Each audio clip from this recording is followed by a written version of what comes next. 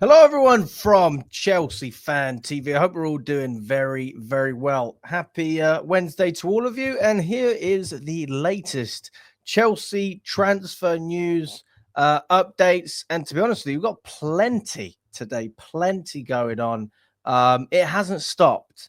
And do you know what? We can confidently say, based on what we're seeing, Chelsea are trying to get a lot of their business done early. We have had a lot of business already completed because of the Club World Cup.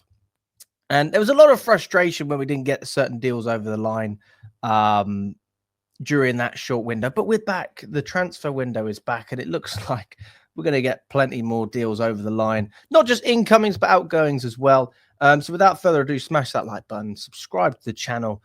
And if you want to stay up to date with all of the latest news, stick the notifications bell on as well. Let's start off with Jorel Hato, the centre-back / left-back for Ajax. According to Fabrizio Romano, Chelsea are pushing on a deal for Jorel Hato. He can operate as a centre-back and a left-back when needed.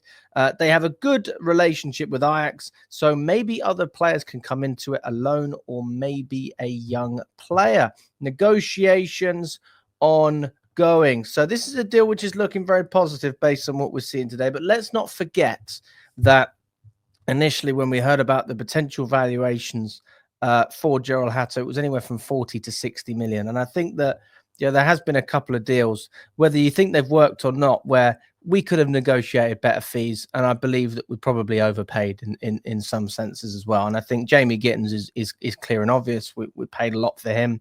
And I also think that João Pedro is a deal that we probably could have got done for less if we were better negotiators. Not to say that they're bad deals, just saying that maybe we could have got a slightly better price on those transfers. So yeah, I'm hoping that, listen, we can get this deal over the line. I think that Cucurella clearly needs cover. And if Colwell gets injured as well, you've got Badiashile on that left-hand side. And I don't think that brings an awful lot of confidence to Chelsea fans, especially when we're up and, coming up against Champions League sides as opposed to, Conference League teams. There definitely needs to be some added depth in there and some cover. And Hato offers that, as well as, great leadership qualities, which we see for such a young player to be captaining Ajax. That's always a positive. And I don't think you can ever criticize any player that is of that sort of character in terms of being able to captain a side. I don't think that's ever going to have a negative impact. People talk about egos, and when we talk about players like Garnacho, for example, we're also being linked with. That's a different conversation. That type of ego is an ego I don't want at Chelsea. That's an ego that I don't really think helps us. Now, we keep being linked with him over the past couple of days. I'm hearing Garnacho's name coming up because Nicholas Jackson's obviously been linked with a move away from Chelsea, potentially going to Manchester United as well. Now, based on what's happening as it stands, there's a concrete chance Nicholas Jackson can go, but as it's, we don't actually know for certain. I think he wants to stay and fight for his place at Chelsea. At least he's come out and said that, but well, he's not going to start for us. So, I think he's open to the idea of going to another club like Manchester United. Fabrizio Romano come out and said, don't forget what I keep telling you. Keep an eye on the situation of Garnacho, depending on what happens with Man United and more clubs interested. Just stay away from this one as far as I'm concerned. It doesn't make any sense, especially now that it's heating up for a very, very promising young player, Xavi Simons. Chelsea are now working on targets, and Fabrizio Romano thinks they will be active on the attacking package. Okay, this is for Xavi Simons specifically. It's not over. They are advancing on the deal, and negotiations are going well. It's getting closer. So Xavi Simons, again, another player. We could have the Dutch link up between Jorel Hato and Xavi Simons. Obviously, Hato playing in the Netherlands currently, and Xavi Simons playing in Germany. Now, there could be some argument why you would be a little bit skeptical over Simons, but if you're looking at the price package, what we're getting, also, it gives us a little bit of power regarding offloading Carney Chukwuemeka, because Dortmund are very reluctant to go out and actually buy the player. They just want a loan deal. Everyone wants a loan package, and Chelsea said no. We want this done permanently. We already loaned out Chukwuemeka. We had an option in there which Dortmund didn't take. So now it's a situation where Chelsea are basically saying, listen, we need to get this resolved. We don't want another loan deal. And the Xavi Simons and Chukwuemeka deal is the negotiations are happening simultaneously on separate deals. So there's almost a verbal agreement with the player for Xavi Simons.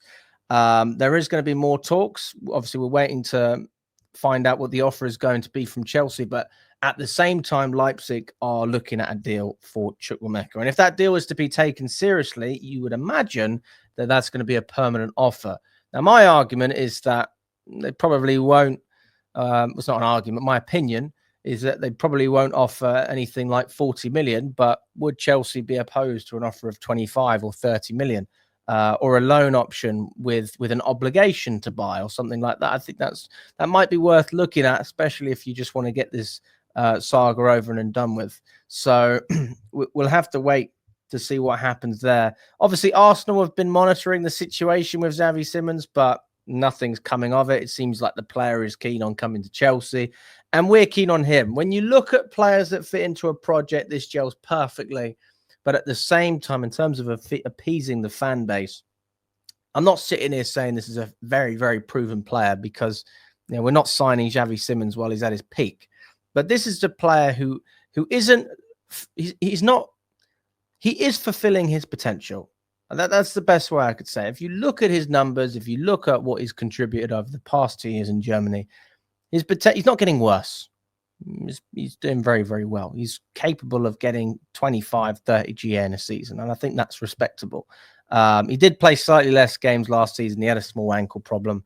He missed about 10 league games, and then he bounced back and performed very well. So I do think that this is a player that can help us, and it's a massive thumbs up from me in terms of bringing in Xavi Simons. In terms of Chukwuemeka, more talks are going to happen today, so we'll just have to wait and see what happens there. In terms of Renato Veiga, he is pushing hard to join Atletico Madrid. Club-to-club talks are ongoing with Chelsea. This is going to be just a great financial play for us. When we look at profit and we look at some of the players we've sold, I do think that Petrovic was a poor sale. I don't even think we made that much money. We only made 11 million. But that was a deal that, it was like a gentleman's agreement between the club that he would leave because he wasn't guaranteed to be a starter. But we have shown with players like Renato Veiga that we're able to make a tremendous profit. And I don't think it's any different with Veiga. If anything, it's more impressive because we spent 29 million on Renato Veiga. We only spent 12 on Veiga. So to be able to almost treble our investment is tremendous.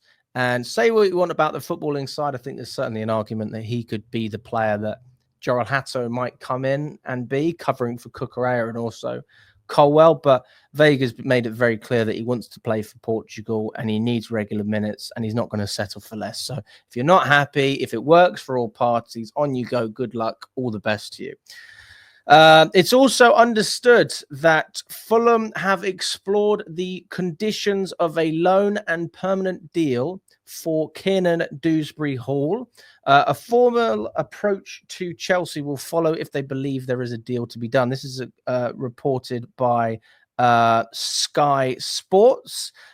So we'll have to see whether anything comes of that. I do think that Dewsbury-Hall is a useful player to have in the squad. I'll be honest with you. I like Dewsbury-Hall.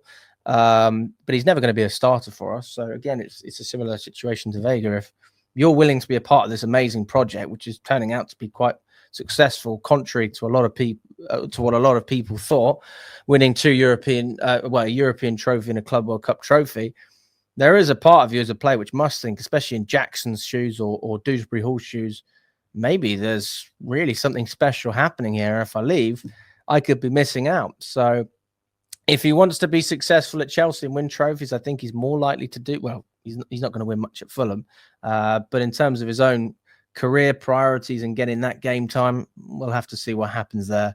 Bayern Leverkusen are among the clubs monitoring Chelsea's Raheem Sterling. He's attracting interest from a number of European sides. Obviously, he's not in Maresca's plans. But the issue with Sterling is very clear. It's his wage. He's on 325 grand a week. And it's so difficult to offload that and get a transfer fee as well. I think Chelsea are considering, a bid of 20 million they would accept. That's what they've come out and said on The Athletic.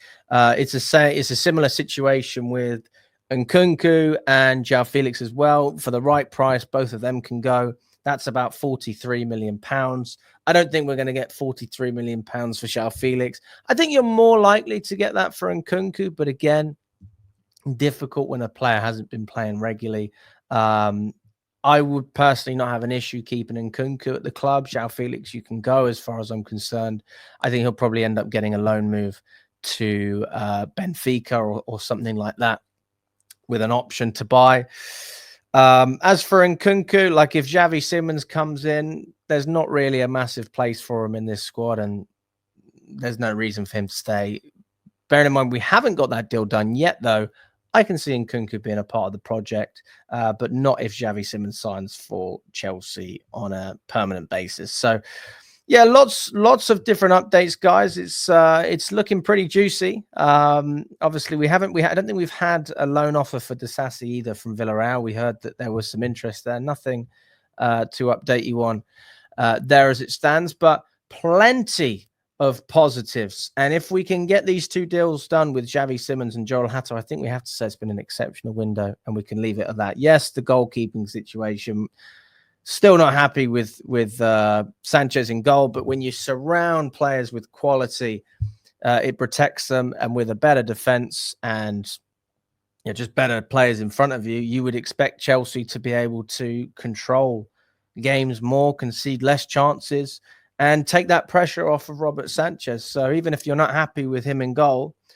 hopefully the upgrades everywhere else can stabilize the ship and put Chelsea in a better position to push forward in the future. Because I do think that the play from Chelsea is just to wait for Mike Maignan on a free transfer. I think that's pretty obvious now that we haven't moved for any other goalkeepers, at least in the short term. So that's my stance. But yeah, let me know what you think in the comments, guys, if you agree or disagree with anything I've said. Really appreciate your time, and we will catch up very soon.